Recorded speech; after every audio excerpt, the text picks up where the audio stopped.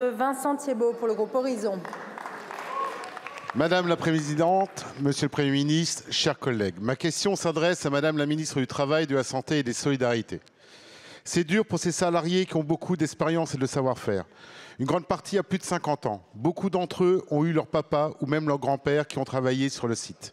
Ce sont les mots de Monsieur Guette, délégué syndical au sujet de l'annonce de l'arrêt d'une partie de la production de l'usine Duravit à Bischwiller. Ça a été un choc sur le territoire, mais surtout pour les 193 salariés qui sont concernés par cette fermeture. Ne sera maintenue qu'une activité de logistique. C'est un choc d'autant plus que cette entreprise a bénéficié des aides des collectivités du point de vue fiscal, des aides pour l'outil productif à hauteur de 200 000 € pour la région. Mais surtout, plus que cela, en 2021, l'entreprise avait signé un accord de performance collective avec les salariés qui prenaient l'engagement d'aucun licenciement jusqu'en 2024. Ce n'a pas été tenu, ce n'est pas tenu, c'est une véritable trahison.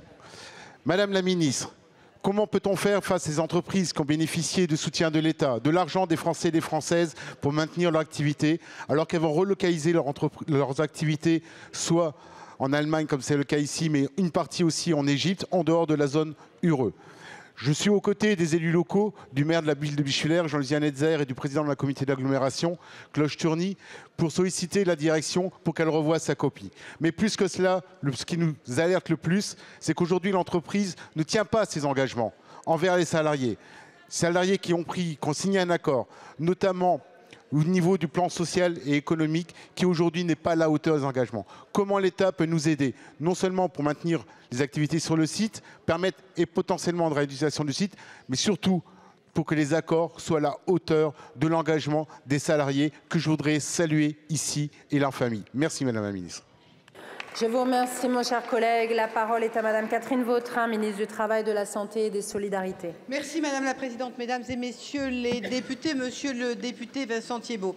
Merci Monsieur le député de cette question. Merci de votre mobilisation aux côtés des salariés de cette entreprise, aux côtés des habitants de Bischwiller, parce que je comprends parfaitement, comme élu local, la situation que vous mettez en avant, c'est-à-dire l'engagement qui est l'engagement de toute une commune autour d'une entreprise. Cette entreprise, elle est connue de nos concitoyens, elle fabrique des équipements pour les salles de bain, des lavabos, des équipements comme cela en céramique. Ce que l'on me dit, c'est qu'aujourd'hui, cette entreprise a la volonté effectivement de délocaliser cette partie céramique pour ne garder que la partie résine. Ce qui est certain, c'est que concrètement, pour les salariés aujourd'hui, ça se solderait par un projet de restructuration avec 193 postes qui seraient concernés et finalement, seuls 13 postes seraient créés en parallèle.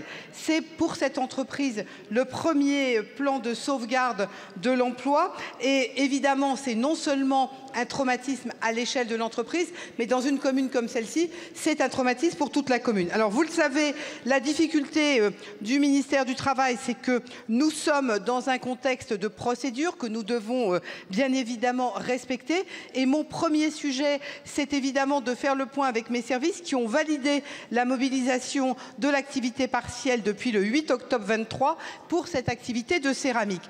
Aujourd'hui, il y a un accord de méthode qui a été signé le 14 décembre.